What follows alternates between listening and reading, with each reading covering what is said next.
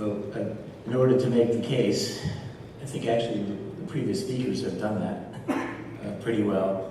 I think the important aspect of it is, you know, if you put this in perspective and where we were in terms of our initial treatments, I mean, we were taking, you know, debilitated elderly patients who had no meaningful quality of life, and were at the trade-off between, say, a 3 or 5% risk of a overt or major stroke versus really resurrecting someone who had no quality of life, who just say, wanted to go to the park or see his or her grandchildren. Is certainly a different endpoint and trade-off than when we're talking about the populations we're moving in now.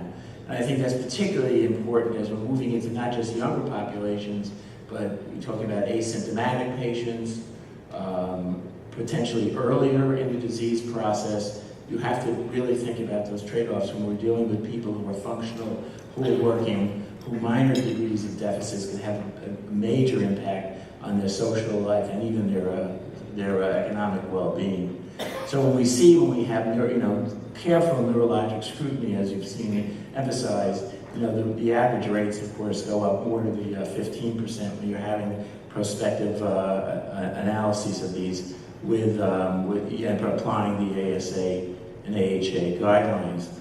I think that the NeuroTaver study was very enlightening because this was a contemporary study done in the United States with fairly modern designs and designed valves and contemporary techniques. And even though it was a small study, I think it was pretty enlightening to see that by the AHA-ASA guidelines, not sort of self-serving endpoints perhaps that we were using in our trials, you had a stroke definition at 30 days of up to 15%. And I think importantly as well is that in 40% of the patients, their cognition diminished, and that becomes, I think, an important metric when we're really thinking about the populations that we're moving into in contemporary trials. Now, the consequence of stroke, first of all, it kills people.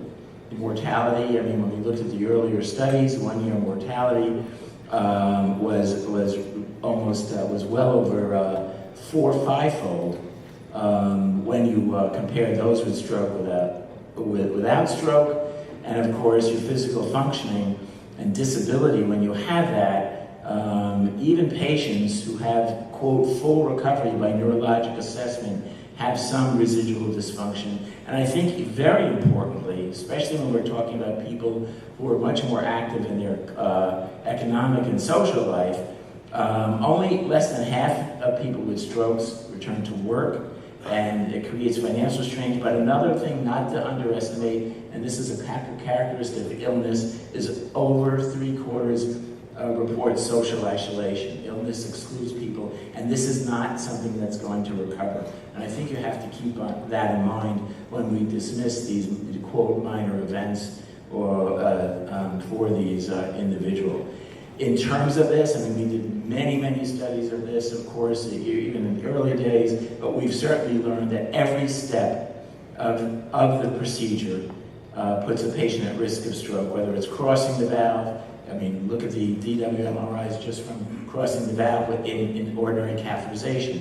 Naturally, the valvuloplasty, the valve deployment. I mean, from the early days when we were analyzing the stroke, to me, it was like taking a soft stone when you think of the valve and crushing it with your heel.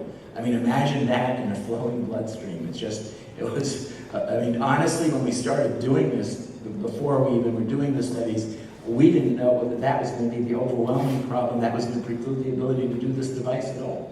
I mean, you had to look at the consequences of deploying a stent.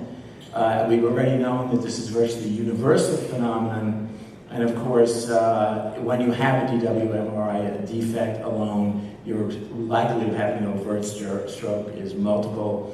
And of course, another aspect of it, which we don't have our handles on, but you have to think about when we're dealing with our population, is a large literature, not necessarily obviously in TAVR yet, when you have the volume of lesions on MRI, the later consequences in terms of long-term dementia there. And I think the last thing we want to do is accelerate dementia in a population of now, say, people in their 70s. And I think we have to keep that in mind when we blithely say, well, the p-values aren't there in these studies. Another underestimated one, I think this is some recent papers are very enlightening, is just the consequence, what delirium means.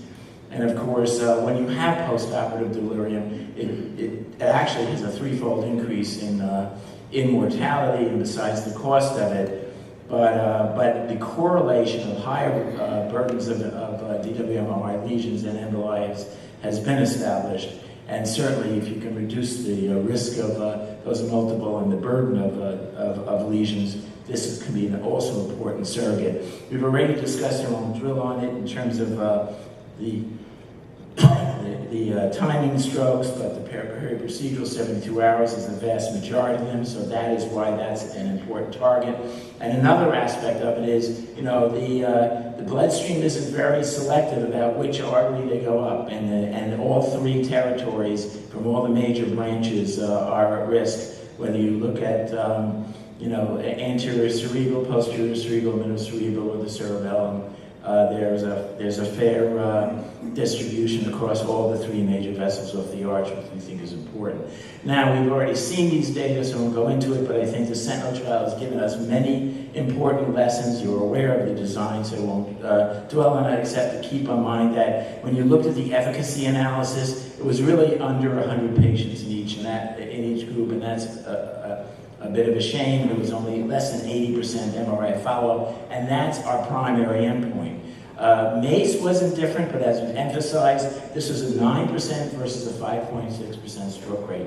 That, in a larger trial we discussed, is important, and I don't think that clinical endpoint can be ignored. And as you can see, even though, again, because of the small numbers, there's actually a 42% reduction in volume because of the the standard deviations, the variabilities in the sizes. It does not occur in terms of did not give us a p-value. But I think the most impressive thing, and I think that really impressed the FDA panel, was this, showing that you had debris from the valve almost 100% of the time. Another piece of evidence that I think was derived from Sentinel, which is important, and when you looked at the volumes of all territories and then the primary efficacy endpoint, which is the protected territories, this here, the patient's their own control. As you can see, without three-vessel protection, you actually get no difference overall. It's important that in the protected vessels, that's where you saw that reduction. And I think that emphasizes, I think, important aspects of the technique and what our objectives should be in terms of the,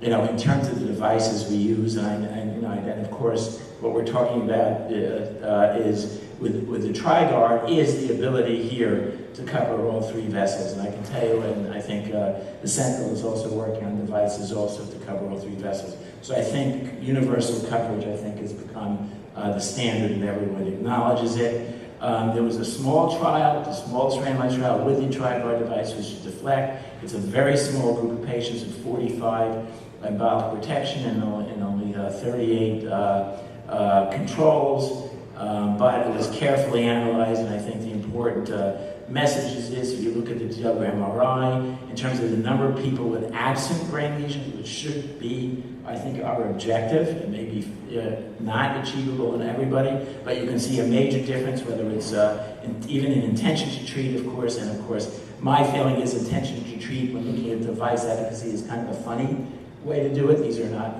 placebo pills we're giving, they're devices, and if you want to know how a device works, how does it work when it's actually used? And this is the analysis I think is important. And here you more than double the number of patients who have no ischemic brain lesions. And of course, when you look at stroke and cognition, whether you look at TriPad or control, when you look at ASA stroke by treatment or cognition, you can see a major improvement in terms of you see major improvement, certainly in the stroke aspect, and also in the absence of the worsening of NIH basis and MoCA.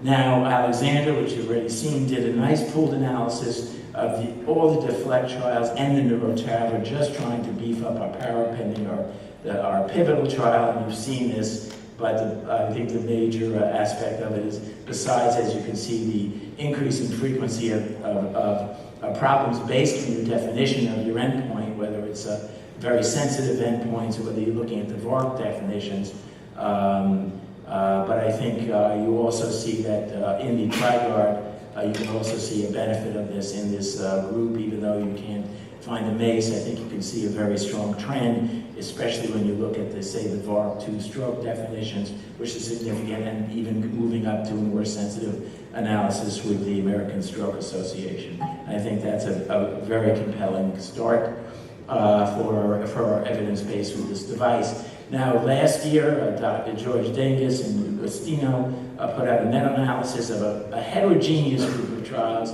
And let's face it, meta-analysis to some people is to analysis as metaphysics is to physics.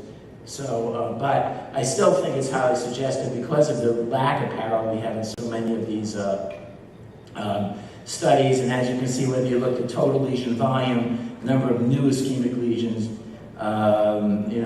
patients with a patient-based ischemic lesion, and of course, when you're looking at clinical endpoints, whether it's worsening of stroke, of a stroke scale, when you're looking at overt stroke and the like, there are strong trends and significant reductions across the board.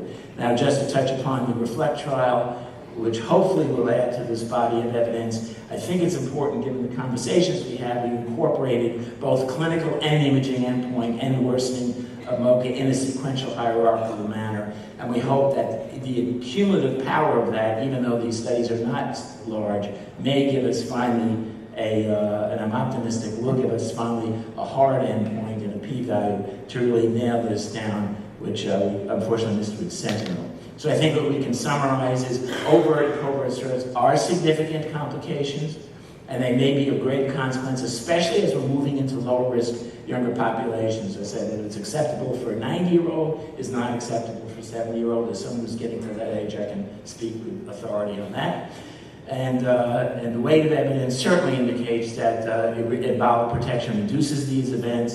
3-vessel coverage, I think, is the standard, and I think will lead to further improvement in these clinical trial outcomes. And we do know, certainly in the TriGuard, the super protection is safe and does not add at all to procedural risk. So thank you very much.